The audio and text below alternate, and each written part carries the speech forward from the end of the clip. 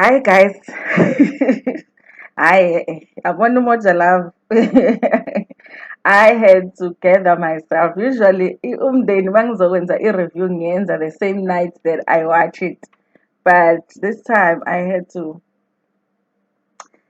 ukuthi nje ngithole i-strength sami get back to myself ngoba I know this time guys I saw one comment from one viewer sengikhohlwe ukuthi ubani engibheka ebusuku ukuthi where are you because this is just unbelievable guys, unbelievable. Angikaze ngibone umuntu elwa ngedilozi phela seqisela phela seqisela umoja la ilokhuzana u-YouTube, seqisela u-YouTube ngeke sikwazi ukusho leli gama lesingisi idilozi bafethu, ukhiphe idilozi ushaye umuntu ngedilozi lakho, ukhiphe ushaye umuntu.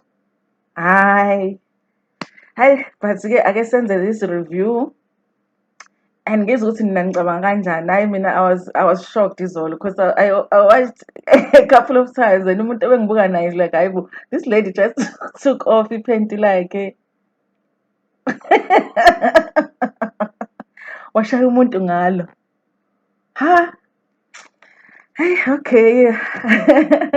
Sanibonani, igama lami nguNtando Mdletshe, and on this channel siyaye sifunde iy'ncwadi ebhalwe ngolimi lwesiZulu size la sizokhuluma ngazo le y'ncwadi esisuke siy'fundile sixoxela laba phela abangenaso isikhathi sokuyibuka nalabo futhi abasuke nje benqena ukufunda. Siyaphinda futhi sibuka ama-reality shows ethu la eMzansi bese siza la sizokhuluma ngawo lama shows, senze ama-reviews or ama-recaps, siphinde sikhulume nga-any other issues avukayo uma ngabe ama-shows sesiwabukele kwi-TV. Kulabo abathandayo uBonang and following impilo kaBonang, please watch my reviews on a very Bonang year. Someone said ukuthi that is an old show, but I guess it's new on Showmax because they just uploaded episode 1 and they just uploaded to episode 2, which I'm gonna do shortly. And someone said that show is from 2017, so it's an old show. And I was looking for it, everything on the credits, ibhalwe u2022. So I don't know, guys. It might be an old show, but it's new on Showmax.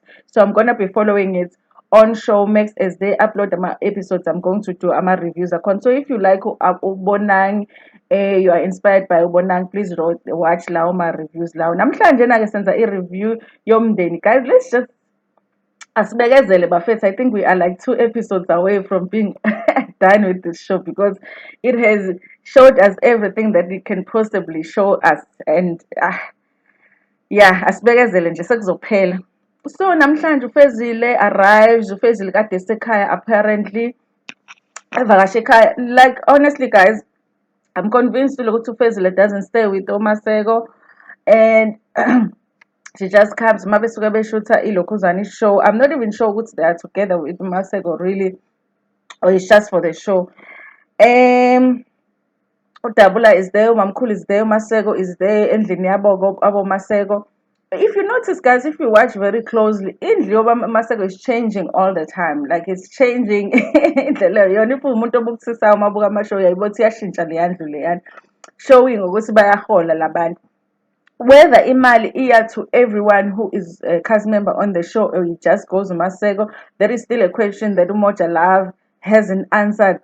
And I hope that some of the cast members become brave and talk about it. How do they get paid? Anyone who can find uLokhuzana unkanyezi somewhere, just ask her ukuthi how bahola kanjani. So they sit down, take the chair, sihlale phansi sixoxe. They sit down bayaxoxa bambuza ukuthi bekunjani ekhaya. Uyasho ukuthi no, it wasn't that bad because they talked to me at least. Yo guys, my relationships with family members, imagine saying at least this time they talk to me, we are, a lot of us go home for comfort and for love. Sometimes when you feel like things are not going okay, you always feel like if I could just go home and hear her voice and all of that. So yeah, it made me sad to hear him mention at least the time they talk to me. I should Malume, no, Malume is not that angry anymore about the situation. Remember Pelus and no Dabula Washa Yamkumbula and the spin kick. eshaya i-spin kick, eshaya umalume kaFezile, when umndeni kaFezile had come kaMaseko bezobuza ngendaba kaFezile ukuthi why is uFezile kaMaseko, what is Maseko's intention ngengane yabo, wayegcina ingane yabo laphayana engahlawulile engenze lutho, kuzohlawulana, engalobolile engenze lutho, wayegcina ingane yabo laphayana. And they were really angry about it, and then uDabula decided to defend Maseko by ukuthi ashaye i-spin kick, akhahlele uLokhuzana umalume. It was the whole drama that season. So uFezile uyasho ukuthi no, umalume just expect you Dabula ukuthi uxolise kuyena, kusho ukuthi fanele kuhlawule somehow. Last episode, I just saw ama-clips akhona. I didn't watch the whole episode. Apparently they had gone by kaDunusa.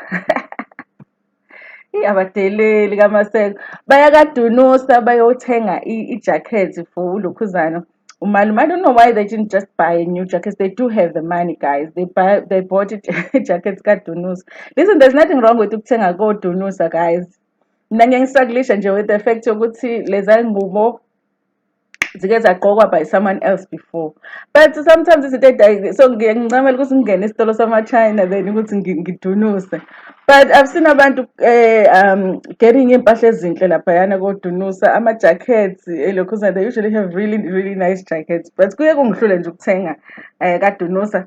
But ngi-cheap nami, I have my own cheap ways. It's just kaDunusa nje kuyangihlula ngoba it usually looks like impahla ezike zagqokwa before.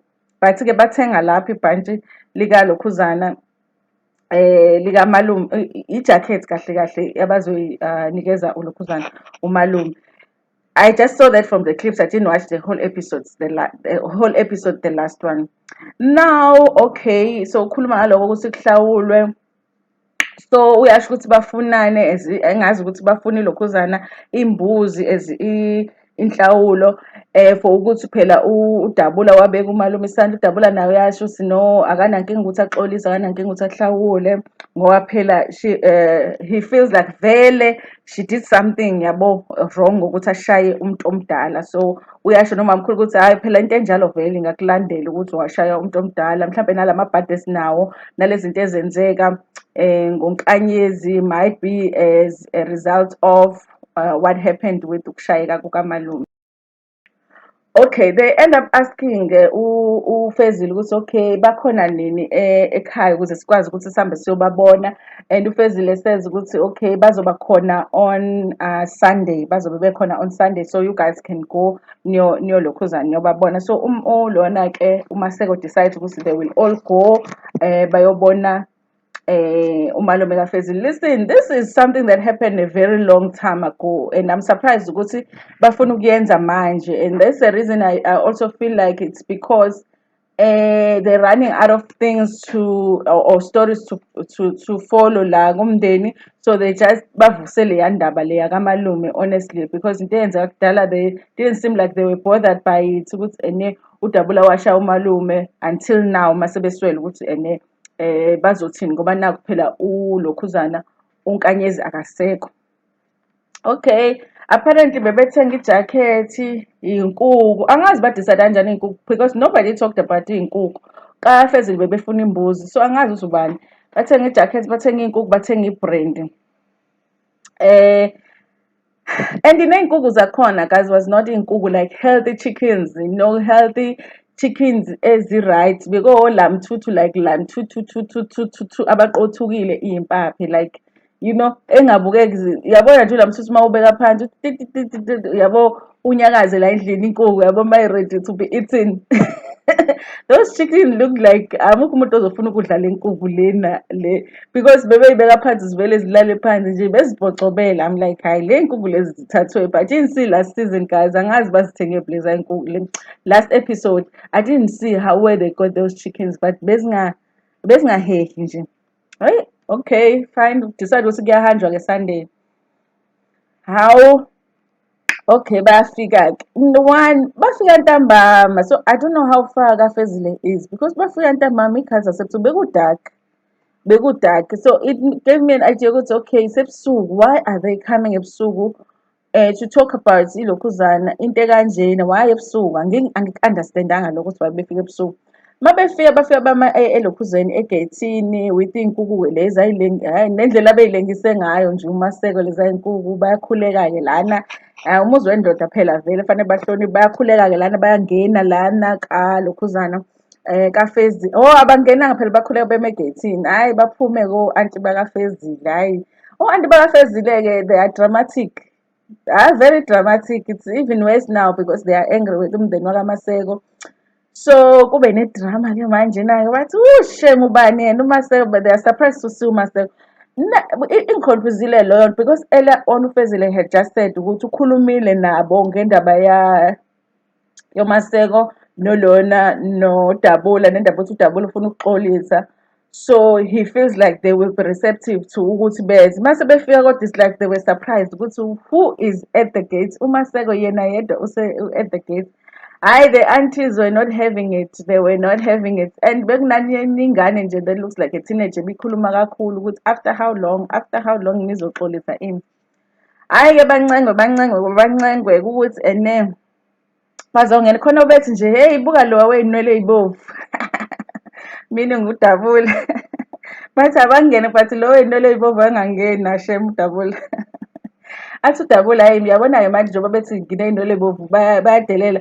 What if mina, ngoba one of the aunties was wearing ingubo emhlophe, athi what if mina ngithi njengoba asizile nathi ezulwini ukuzobona iy'ngelosi asizile ezulwini kuzobona iy'ngelosi njengoba naye egqoke wathi yena ngathini uma ngingasho kanjalo. Yazi uDabula Nkosi yami. So, hi Asho, uFezile in the interview, her heart is heartbroken. He is heartbroken because really he was hoping that everything will go peacefully because he had said, you know what, even if we're okay, makusuke kuxolelwana and umuntu ethi ufuna inhlawulo ethile and you can not afford leyo nhlawulo leyo njengokuthi bafuna imbuzi, but whatever sokufike nalo umuntu ufanele ayimukele if the intention is to make peace. So she's heartbroken, shem ukuthi hawu Nkosi yami akuhambi kahle. Hayi kube idrama egeyithini guys, kube idrama egeyithini o-anti benjani njani besho ukubashaya. Okay fine. Hhayi asho umamkhulu uthi hhayi mina bese ngisaba vele ngiyigwala, bese ngisaba la ukuthi siyashawa-ke la. Fine, baze bangene-ke endlini-ke, someone convince them, angazi nami ngi-understand, ngibone nje sebevumelene ukuthi okay bangene endlini. They get in the house, bahlala phansi-ke. Bafike o-anti nabo bahlale laba layini-ke. Hhayi-ke kukhulunywe-ke nawe ukuthi bayaxolisa. Yabo nje uMaseko abamuzwa nje, anything eshiwo uMaseko abayizwa nje. Kuze kukhuluma uDabula. Honestly uDabula uyena okhuluma into engazi ukuthi mature. He said ukuthi listen, at that time I was wrong by ukuthi ngishaye ulokhuza umalume, ngisho kuthiwa kwakwenze njani, I shouldn't have done that. So I'm willing to do whatever it is that engifuna ukuthi ngiyenze, and ngifuna ukuthi ngikwazi ukuthi ngize ngizovakasha la ekhaya njengolokhuzana with uFezile, kungabi issue lokho, nikwazi ukuthi ningimukele la ekhaya. Really ukhulume kahle shem uDabula and said wathatha-ke that jacket. Iyangidina ijacket ukuthi bayithenge kaDunusi, kodwa-ke it's fine, bamnika ijacket babeka nebhodlela and I thought it was over. Okay, they go back to uMaseko and then uMaseko-ke because phela usebekile lana-ke i-chicken lana-ke bayabuza-ke iy'nkukhu bezuthi iy'nkukhu beke la phansi, thithibele iy'nkukhu lezi, thithibele iy'nkukhu leya nkukhu le uma ihletshwe ngeke uze uyidle nawe because ngendlela ethithibele ngayo ngabona ukuthi le nkukhu izokugulisa nawe uma ungayidli. Bayabuza ukuthi okay nize ngey'nkukhu lana, wake wabonaphi kuxoliswa ngey'nkukhu number one? Athi hhayi phela besithi asiphathe something, we know ukuthi kufanele uphathe isilwane esithile uma ngabe uzoxolisa, but they are asking ukuthi kodwa wake wabonaphi kuxoliswa ngey'nkukhu. And uma sekuthi no, but mina I did izinto according to my culture. Yabo leyo nto, I know you guys have a different culture, but I did it according to my culture ukuthi thina sesixolise ngey'nkukhu. So bathi kona oh so wenze ngeyakho, not eyethu. Yes, kaFezile are they Zulu? I'm assuming ukuthi amaZulu. And then they're like okay according to culture yakho-ke zenziwani ke le nkukhu, sizozenzani ke thina le nkukhu? And he is like uMaseko okay no kukunini ukuthi niyazidla or nenzani niyazidla or nenzani iy'nkukhu. Hhayi kube i-issue-ke leyo-ke yini ukuthi iy'nkukhu izokwenziwayo okay fine. Bese bayambuza kulona, babuze-ke kuFezile-ke manje they getting into ukuthi uFezile how is he back Amaseko? Is he back Amaseko? Because the understanding was that he's not back Amaseko. Or and then he said first ukuthi no uya kamaseko it's part time uba kamaseko part time but kahle kahle uzihlalela yedwa uya kamaseko ngaleso sikhathi nje and that they did not understand. Okay, but at some point it looked like oh and they accepting apology kadabula, but then they still had an issue with uLokhuzana Maseko, so they were like hayi ke okay fine niyaxolisa kumalume umalume uyanixolela okay fine we can move on from that, but ke nathi that day you offended us thina uxolisa kanjani ke kuthina sebesho bona ke o-aunty ke and hayi iyona nto esusimbi le. Oh, before anti basho kanjalo umalume naye spoke back to Dabula and said no ngiyanizwa anyway on that day he says ukuthi on that day kahle kahle mina ngangazile koDabula, mina ngangize kuMaseko ngoba I come to talk about ingane yami kuMaseko ukuthi where does he get isibindi sokuthi ahlale nengane yami and not say anything engakhiphe lutho and all that, so it wasn't about uDabula kodwa ke ngoba naku niyaxolisa ke it's fine, but ke basho ukuthi ke bacela ke ilokhuzana imbuzi. And then i-conversation moves ke to ukuthi uFezile kanti still stays with uMaseko ngoba bona they thought ukuthi uFezile akasahlali noMaseko ini hayi lapho ke ilokhuzana ingxoxo ibingazwakali ke between o-aunty kanye nolona. Hawu guys hayi bo bathi imbuzi iza nini athi uMaseko no I will send a letter esho ukuthi imbuzi izoza nini ini. I don't know how i-conversation went because it was already bad. But that wasn't really the worst of this episode because the worst is now. Ekungazwaneni kwabo talking to uMaseko, somehow u-auntie lona feels offended, guys. And uyisidudla uhleli esihlalweni. I'm still wanting to find out ukuthi lo sis lo ulikhulumule kanjani idilozi. Ngithe sizothi idilozi because asifuni uYouTube athi ama-advertisers anga-advertise kule video le. So ukuthi usukume nini noma belivele lihleli la emadolweni vele elinde ukuthi uzovele alikhiphe. Yazi ukuthi I thought ukuthi I had seen all kinds of fights on one episode on Love and Hip Hop. This woman and her daughter were fighting with another cast member, and what she did masefuna ukumshaya lo ababe against yena wathatha wahlwitha iweave yengane yakhe wayithi hlwi washaya washaya the other cast member, and I thought I had seen it all because I was like I have never seen someone use e-weave as a weapon, but Umoja Love was like no, and we are going to top that because Tina is a kombisa ifight here delos. I don't know how the woman took it off. Wavele wathi hlwili libovu. UMamhlongo nje, if you imagine uMamhlongo. Sabagqoka uMamhlongo guys, they are very comfortable, yay. But they are not for the show. They are not for the public. They are for us in our bathrooms and under there only. Not ukuthi manje hayi unkosikazi wathi hlwi idilozi. Hayi babona nabo Maseko ukuthi kubi manje wabashaya ngani. Angazi ukuthi what is the meaning of that, guys. I have no idea what is the meaning yokushaya umuntu ngento yakho yangaphansi. I don't understand it at all. Wabashaya ke baphuma wabashaya. Kodwa nje befuna uMaseko la. Baphuma bonke babaleka.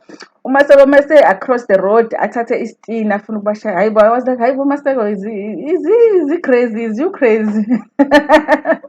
Ufuna ukubashaya ngesitina. Hayi ke bathi hey ungakhohlwa ukuthi siseSoweto la ke ukwazi ukuthi uphuma ke Soweto, bathi ke kuzokwazi ukuphuma la eSoweto if uke hayi yaza silahle ke isitina hayi, but the woman idilozi lakho belithi elikhombisa everyone hayi wafethu yabona uMoja la